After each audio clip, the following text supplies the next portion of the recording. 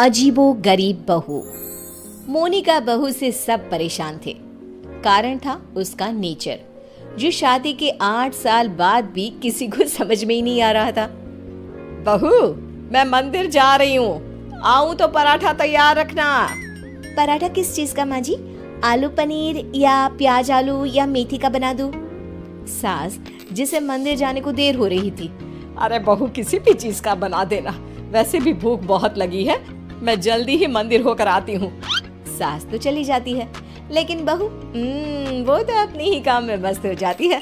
बेटा, तेरी सास आती होगी, जल्दी से पराठा बनाकर रख दे, नहीं तो तेरी क्लास लग जाएगी। ना ना पिताजी, अब कोई मेरी क्लास नहीं ले सकता। नहीं ले सकता? अब नहीं ले सकता क्या मतलब? तेरी सास तो आज तक मेरी क्लास ले रही है।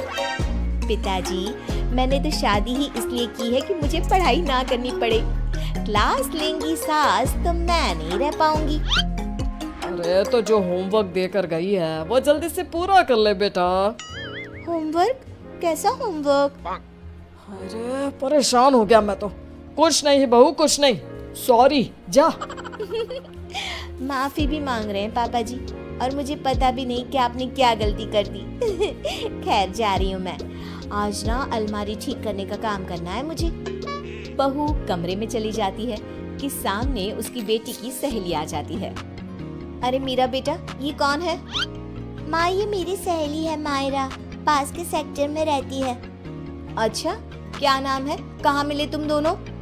आंटी, इसने बताया ना कि मेरा नाम मायरा है, मैं पास के बिल्डिंग में रहती हूँ और हम स्कूल फ्रेंड्स हैं। अच्छा, तुम लोग स्कूल में नहीं खेलते, जो घर में खेलने की जरूरत पड़ गई। वैसे क्या करते हैं पापा तुम्हारे? आंटी, मेरे पापा अमेरिका में रहते हैं।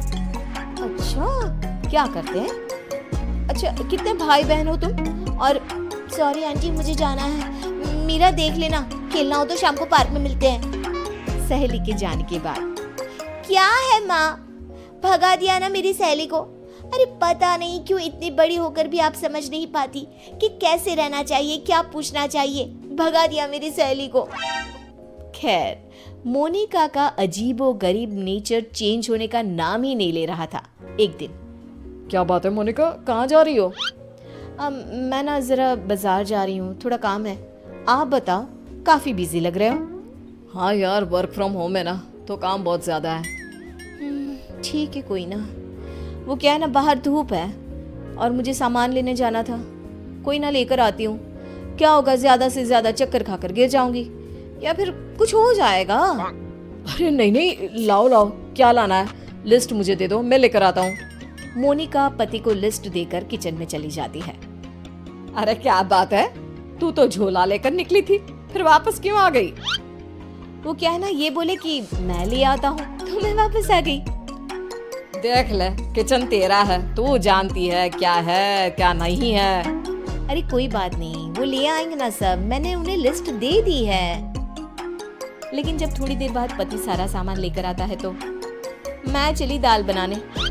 लेकिन ये क्या, छोले से तो दाल निकलती ही नहीं। ये क्या है जी, दाल क्यों नहीं लाए आप? अरे लिस्ट में लिखा ही नहीं था तो मैं कैसे लाता? जो लिखा है सब लाया हूँ मैं। बस अब तो मोनिका का गुस्सा 7वें आसमान में पहुंच जाता है। अरे नहीं लिखा तो ये मतलब कि तुम लाओगे नहीं? कम से कम थोड़ा सोच ही लेते। मोनिका बड़बड़ाती वहां से चली जाती है और पति, वो तो बेचारा सर पकड़कर खड़ा हो जाता है। अब पता चला हम कैसे रहते थे सारा दिन और सारी शाम। हाँ पापा, मम्मी की आदतें तो समझ में नहीं आती। कल मेरी सहेली को भी भगा दिया। एक रोज तो मुझे इतना परेशान कर दिया कि मैं अपना सर पकड़कर ही बैठ गया। अरे मेरा तो रहने ही दो बेटा, क्या बताऊं क्या ना बताऊं। अरे पता ही नहीं चलता किस पल क्या समझ जाए और क्या समझा दे। समय निकल रहा था, हर कोई मोनिका से परेशान हो रहा था। किसी के पास कोई उपाय नहीं था कि कैसे उसकी आदतों को सुधारा जाए। फिर एक रोज, अच्छा बेटा, क्या खाओगी आज? माँ, कुछ भी बना लो। कुछ भी क्या होता है? अरे बताना रानी बिटिया को क्या खाने का मन है। माँ, पालक पनीर। मेरी बेटी पालक पनीर खाएगी। लेकिन बेटा पालक तो है नहीं, कुछ और बता। माँ, बहुत दिनों से छोले भटूरे नहीं खाए। ओ, वो कैसे बनेगा बेटा? उसके लिए तो छोले भिगोने पड़ेंगे ना। बेटी माँ को जो भी बनाने को बताती, मोनिका कोई ना कोई परेशानी बता देती, जिसके बाद माँ कुछ भी बना दे, तू एक काम कर, दाल चावल ही उबाल दे। वही तो बनाया है बेटा, चल जल्दी से आजा खा ले। माँ चली जाती है, लेकिन बेटी परेशान हो चुकी होती है। क्या है, माँ ने जब बना ही लिया था दाल चावल, तो मेरा वक्त क्यों बर्बाद कर रही थी? तभी वहाँ दादी आ जाती है। क्योंकि तेरी माँ है ही ऐसी, यहाँ तेरे पास आने से पहले मेरा भी सर खा कर गई है। क्या कर सकते हैं अब। पर दादी, ऐसे हाथ पैर बांध कर भी तो नहीं रह सकते ना। हाँ बेटा, सही बोल रही है तू। बहू को तो समझाना ही होगा कि वो जो व्यवहार करती है वो ठीक नहीं है। बस फिर क्या था, सभी सोच लेते हैं कि जैसे को तैसा करना है। अगले रोज नाश्ते पर। ये क्या है मोनिका, पराठे क्यों बनाए? मुझे तो पोहा खाने का मन था।